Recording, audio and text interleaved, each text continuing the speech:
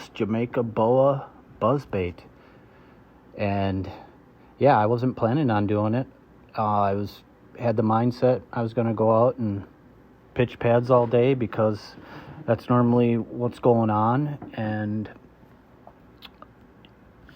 I always like to tradition. I make a few casts right when I back the boat out, and sure enough, there was probably my biggest of the day.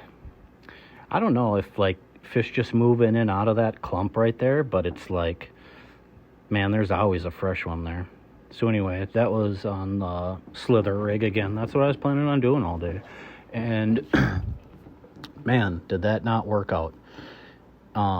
You know, a lot of these northern smaller lakes like this, you know, as soon as there's a little boat activity, like they just shut down. And combine that with these bluebird skies, crazy temps, and full moons, man, it just was setting up to be a grinder. So I was just planning on being shallow. I didn't even want to have the graphs on or nothing. I didn't want no extra pinging in the water or noise or nothing. Man, I put the trolling motor on 10 and just kind of like slanked around, you know, hit some juicy stuff where I was catching them. And man, it was just a grind. But this was funny. After I caught that first one, I wanted to troll my line out and tighten it. And got this new live map chart now. So I've been graphing the whole lake. I'm making a really sweet map because this lake we didn't get the contour lines, you know, we're out in the middle of nowhere. So yeah, I'm finally gonna have a sweet detailed map. Anyway, that little rat. But yeah, it was funny. I reeled them in for like 5 minutes because I had so much line out. And then I went and grinded for 2 hours straight and didn't catch nothing. And then ran into the neighbor, wanted to get his dogs on there because they're sweet. German Shepherds, pure white, he has 3 of them. Those are the 2 brothers. And man, they will bite your butt if you're not careful. But yeah, so when I was out there with him, we were kind of just drifting around this bay, and I saw all this scattered clumps out on this point, and I remembered, man, one of the last trips me and my old man went on, this is how we caught them. And it was just like that, middle of the day, hotter and hot, slick. You couldn't buy a bite unless you went and did this. And man, it was rock and roll, man. I got all energized after grinding for 2 hours and just like went after it, man. Got in the zone. I was weaving that buzzbait in and around those clumps, those scattered clumps of thick grass. And man, they would just come darting out at it. No trailer hook, nothing, man. It's got like I think it's got like a longer shank hook on it, maybe. But yeah, I mean, they weren't super giants, but I went from having one nice one and a rat, and then bam, filled the limit.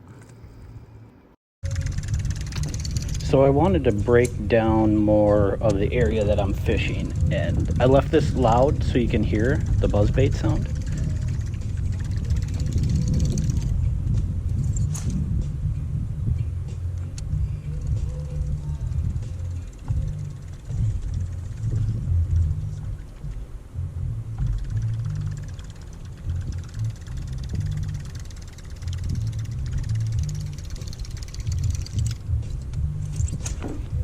Yeah, it's awesome sounding buzzbait. So anyway, this is what I was targeting. You see these clumps of weeds, they're black, kind of out from the pads. That's what I was targeting. And I mean, there was clumps that came up to the surface, but most of it was 6 inches below the surface. And then there was like holes in it, you know, and all that good stuff. But it was only in a certain spot in this back bay. And I got a few pics on the map here we'll go through. But I was just kind of weaving it around, going on either side of the clump of the bigger ones. And all this was out from the pads. It's about 2 feet deep. And then the weeds make it 6 inches deep to the surface. But yeah, so here's the back bay. Pretty boring, but there's that little bump right there.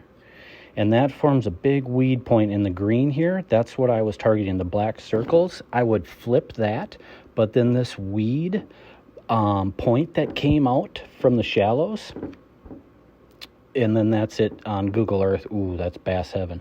But so yeah, then I would buzz bait over the top of that stuff.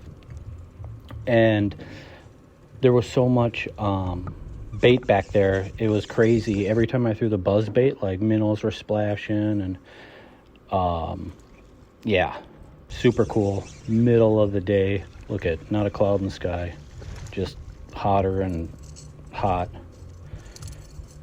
But yeah, they crushed it. So I wanted to break that down a little bit, show you what I'm targeting, what I'm looking for when I'm out there, and hopefully you guys can put that to use on your lake.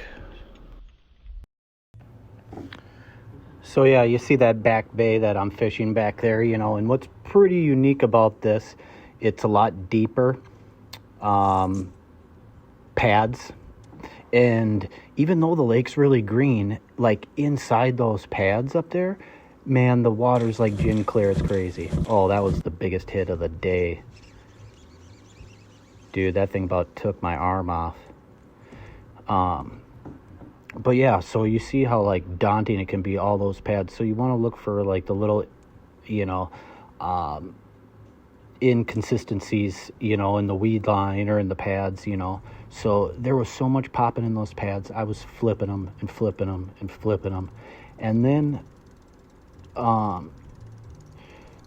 it's like one of those cases where there's like too much bait in an area, like, you pulled into that place and there's fish there, but you can't get them to bite. And that's what happened here. I knew they were back there. They had to be. They are every year.